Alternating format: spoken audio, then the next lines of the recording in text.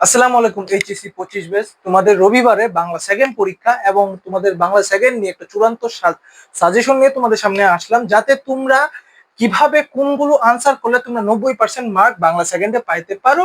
এবং আমার নিজের এক্সপিরিয়েন্স থেকে বলছি, যেহেতু আমি এইভাবে দিছি এবং আমি এইভাবে 90, মোটামুটি 92-93 পাইছি, তো তো আই গেস তোমরা এইভাবে দিলেও সেভাবে মার্কটা পাবে।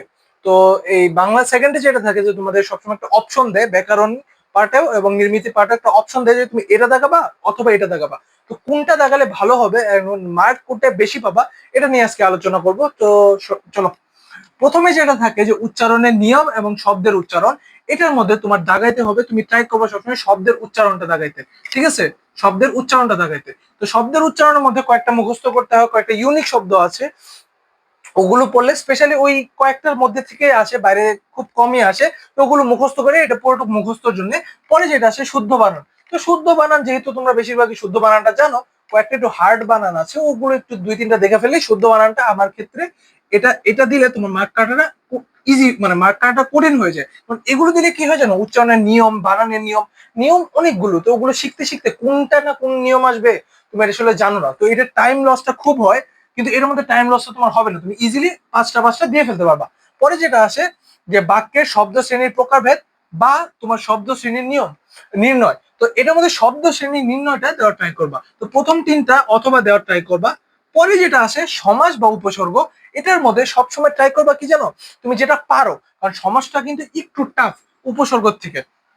তো তুমি যদি উপসর্গ পারো তাহলে উপসর্গ দেওয়ার ট্রাই করবে, যেহেতু আমি উপসর্গ দিছিলাম। তো উপসর্গের মধ্যে কয়েকটা প্রশ্ন আছে, কি কি থাকে, যে উপসর্গ কি, কাকে বলে, এবং আরেকটা প্রশ্ন হলো উপসর্গের অর্থবাচকতা নেই কিংবা অর্থ দ্যোতকতা আছে কেন, এটা এক্সপ্লেন করতে। এবং উপসর্গ কি এবং কত প্রকার এবং কাকে বলে, এগুলো উপসর্গ কয়েকটা প্রশ্ন, মানে সিম্পল সিম্পল যেগুলো ইম্পর্টেন্ট প্রশ্ন, এই দুইটার মধ্যে যে উপসর্গ কি, কাকে বলে, কত প্রকার, আর উপসর্গের অর্থবাচকতা আছে, অর্থবাচকতা নেই কিন্তু অর্থ দ্যোতকতা আছে, এটা। পরে যেটা থাকে যে বাক্য সংক্রান্ত প্রশ্ন বা বাক্যান্তর। তো বাক্যান্তর যেটা তুমি এটা ট্রাই, তুমি যেটা পারো, বুঝছো, যেহেতু এই বাক্য আমি দিছিলাম বাক্যান্তরটা কোনটা, যেটা হলো যে তোমার এই বাক্য থেকে যে শুদ্ধ বাক্যকে এই বাক্যতে বানাইতে হবে বা বাক্যকে মানে চেঞ্জ করাটা, যেটা এটা বাক্যান্তর। তুমি যদি এটা পারো দিবা। তো আর বাক্য সংক্রান্ত যে প্রশ্নগুলো, এটার মধ্যে 2-3টা প্রশ্ন আছে, যেটা হলো তোমার বাক্য কত প্রকার এবং কি কি, এবং বাক্যে তোমার বাক্যের প্রকারভেদ, আর হলো তোমার গঠন অনুসারে বাক্য, এবং গঠন অনুসারে বাক্য, আর হলো অর্থ অনুসারে বাক্য, এগুলোর কয়েকটা প্রশ্ন আছে। তো তুমি পারলে যেটা দিবা, কিন্তু আমার ক্ষেত্রে তুমি এটা দেওয়ার ট্রাই করবা। আর যদি না পারো তাহলে এই বাক্যের কয়েকটা বাক্যে তোমার এই প্রশ্নটা ইজি থাকে, কারণ মেইনলি থাকে গঠন অনুসারে বাক্য, বাক্য কাকে বলে, কত প্রকার, এবং অর্থ অনুসারে বাক্য এবং গঠন অনুসারে বাক্য, এগুলি তো একটা প্রশ্ন থাকে। তো তুমি যদি এটা মুখস্থ করে ফেলতে পারো, তাহলে তুমি এই বাক্যের প্রশ্নটা দিতে পারো। পরেরটা যেটা থাকে যে তোমার 5 নাম্বার ভাষার অপপ্রয়োগ বা তোমার ভাষার অপপ্রয়োগ বা বাক্যের মধ্যে শব্দের প্রয়োগ। তো তুমি ট্রাই করবা সবসময় বাক্যের মধ্যে শব্দের প্রয়োগটা দিতে, কারণ ভাষার মধ্যে বাক্যের প্রয়োগটা একটু টাফ। তো তোমার আবার একটা বলি, তুমি প্রথম যে কোশ্চেনটা আছে এটার মধ্যে তুমি শব্দের উচ্চারণটা দেওয়ার ট্রাই করবা। পরেরটা যেটা আছে ওটা শব্দের বানানটা দেওয়ার ট্রাই করবা। শব্দের শ্রেণীর নিয়মে তুমি নির্ণয়টা দেওয়ার ট্রাই করবা। আর এটার মধ্যে সবথেকে কনফিউজিং খায় যে সমাজ বা উপসর্গ দিব, ট্রাই করবা উপসর্গটা দেওয়ার, উপসর্গটা একটু ইজি। এবং বাক্যের প্রশ্নে এটা তুমি যদি পারো, যে বাক্য সংক্রান্ত প্রশ্নগুলো যদি পারো, 2-3টা প্রশ্ন আছে, এটা দেওয়ার ট্রাই করবা। বা তুমি বাক্যান্তরটা দিবা। আর লাস্টে যেটা হলো বাক্যের মধ্যে শুদ্ধ প্রয়োগটা, যে বাক্য তোমার একটা ভুল বাক্য দেওয়া থাকবে, তুমি ওটাকে শুদ্ধ করতে হবে, তো এটা খুব ইজি। তো এটা দেওয়ার ট্রাই করবা, বুঝছো। তো চলো আমরা এখন নির্মিতি পাঠটা দেখি। তো এখন নির্মিতির যে অপশন, নির্মিতির যে তোমার নির্মিতির মধ্যে প্রথমে যেটা আছে অনুবাদ বা পারিভাষিক শব্দ, সবসময় ট্রাই করবা পারিভাষিক শব্দটা দেওয়ার। পারিভাষিক শব্দ থাকলো 15টা, 15টার মধ্যে তোমার দিতে হলো 10টা। তো 10টা তুমি ইজিলি পাইরা যাবা। পারিভাষিক শব্দটা তোমার মার্ক তুলতে খুব তোমার সাহায্য করবে। অনুবাদটা একটু টাফ, এই কারণে পারিভাষিক শব্দটা দেওয়া ট্রাই করবা। পরে যেটা আসে দিনলিপি বা প্রতিবেদন, তো তুমি ট্রাই করবা দিনলিপিটা দেওয়ার, কারণ প্রতিবেদনটা একটু নিয়ম, মানে একটু নিয়ম মুখে। তুমি যদি নিয়মটা পারো প্রতিবেদনের, সবসময় প্রতিবেদন দেওয়ার ট্রাই করবা। যদি নিয়মটা পারো, আর যদি ভুলে যাও দিনলিপি, কারণ দিনলিপি অনেক ইজি, কিন্তু তুমি মার্কটা কিন্তু বেশি পাবা প্রতিবেদনে, বুঝছো। প্রতিবেদন দেওয়ার ট্রাই করবা 2 পেজ, আর দিনলিপি হলো 3 থেকে 4 পেজ মিনিমাম।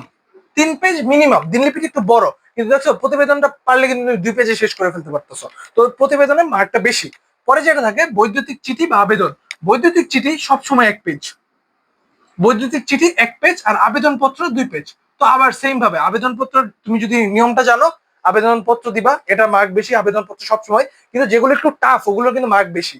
আর বৈদ্যুতিক চিঠি, তো আমার সময় আমি কি করছিলাম, আবেদনপত্র আর প্রতিবেদনটা দিয়েছিলাম, এই কারণে মার্কটা ওই রিটেনের দিকে মার্কটা আমার বেশি আসছে। তো এগুলো ট্রাই করবে একটু অ্যাভয়েড করতে, কিন্তু তুমি যদি ভুলা যাও বা একটু পারতেছো না, তখন তুমি এদিকে মুভ করতে পারো এই বৈদ্যুতিক আবেদন দিনলিপিতে। কিন্তু ট্রাই করবে প্রতিবেদন আর আবেদনপত্র এগুলো দেওয়ার, তার মার্কটা একটু বেশি পাওয়া। পরে যেটা আসে এটা ইম্পর্টেন্ট খুব, সারাংশ, সারমর্ম বা ভাব সম্প্রসারণ। এখানে কি জানো, সারাংশ বা সারমর্মটা পারলে এটা খুব ইম্পর্টেন্ট। তুমি যদি একটা মুখস্থটা পারো, একেবারে কমন, এটা চোখ বন্ধ করে দিবা। কতটুকু দিবা, একটা পেজের 3 ভাগের, মানে ফুল পেজের 2 ভাগ আর কি, পুরো পেজের এই ভাগ, এইটুক যতটুকু পারো সারাংশ সারমর্মটা একেবারে চোখ বন্ধ করে। কারণ হলো কি জানো, এটা তোমার টাইমটা অনেক বাঁচাই দিবে। এই টাইমটা তুমি রচনা ইউজ করতে পারবা, সেম টাইমটা। তো ট্রাই করবা সারাংশ সারমর্ম যদি একটা হুবহু কমন পড়ে তাইলে। আর যদি হুবহু কমন না পড়ে, কখনো বানায় লিখতে যাবা না। সারাংশ সারমর্ম বানায় লিখলেই তুমি মারা খাবা। তো বানায় না লিখা, তখন ট্রাই করবা ভাব সম্প্রসারণ, যেটা হলো 3 থেকে 4 পেজ। তো দেখছো ভাব সম্প্রসারণটা কিন্তু একটু বড়, 3 থেকে 4 পেজ। তো দেখছো 3 থেকে 4 পেজ লেখার থেকে মাত্র 1 পেজের একটু, মানে হাফ পেজে একটু বেশি লেখা বেটার না? মানে তাড়াতাড়ি টাইমটা অনেক কনজিউম হলো না? তো আবার না পারলে কিন্তু এটা লেখবাই না, এটা না পারলে এটা লেখলে তোমার ডাইরেক্ট একটা সুন্দর মতো গুল্লা মেরে দিব। তো তুমি যদি কমন, মানে হুবহু কমন না পড়ে, ডাইরেক্ট ভাব সম্প্রসারণ যাবা, টাইম একটু গেলে যাক, তোমার মার্কটা দরকার। পরে যেটা আসে সেটা হলো সংলাপ রচনা বা খুদে গল্প। সেম জিনিস, এটাও 3 থেকে 4 পেজ, এটাও 3 থেকে 4 পেজ। কিন্তু কোনটা লিখবা, অবভিয়াসলি সংলাপ। খুদে গল্পটা একটু অ্যাভয়েড করার ট্রাই করবা, সংলাপটা ইজি।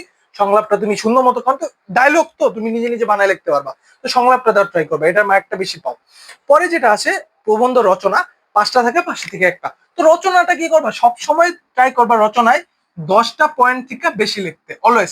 এই 10টা পয়েন্ট কি, 10টা পয়েন্ট হবে তোমার সারাংশ, কি বলি, তোমার প্রথম স্টার্ট এবং বাদে, তোমার স্টার্ট এবং এন্ডিং বাদে এক্সট্রা 10টা পয়েন্ট। বুঝছো? তুমি স্টার্টিং যে পয়েন্টটা দাও, এন্ডিং যে পয়েন্টটা দাও, এই দুইটা বাদে মাঝখানে এক্সট্রা 10টা পয়েন্ট। সবসময় 10-এর উপরে ট্রাই করবো 12টা পয়েন্ট দিতে। 12টা পয়েন্ট বেটার, 10টার উপরে সবসময়, 10টার উপরে। 10টার নিচে দিলে তুমি মার্কটা কম পাবা। 10টার উপরে দিলে দেখবো তুমি 20 মার্কের মধ্যে তুমি 15, 16, এমনকি 17 পাইতেছো, তুমি যদি ভালোভাবে লেখো। পেজটা ডিপেন্ড করে না তোমার, এই তুমি সবাই বলবে তোমার রচনা পেজটা ডিপেন্ড করে, কিন্তু ট্রাস্ট মি, রচনায় পেজ তোমার ডিপেন্ডই করে না। তোমার মার্ক, তোমার দেখবে, পয়েন্ট দেখবে, যত বেশি পয়েন্ট লিখতে পারো। তুমি যদি 15টা পয়েন্ট লিখতে পারো, বাবা, 15টা পয়েন্ট লিখতে পারো, তোমার 17 কনফার্ম। ভুল না হলে 15টা পয়েন্ট লিখলে 17 কনফার্ম তোমার 20-এর মধ্যে 17 পাই যেতেছো, বুঝতেছো?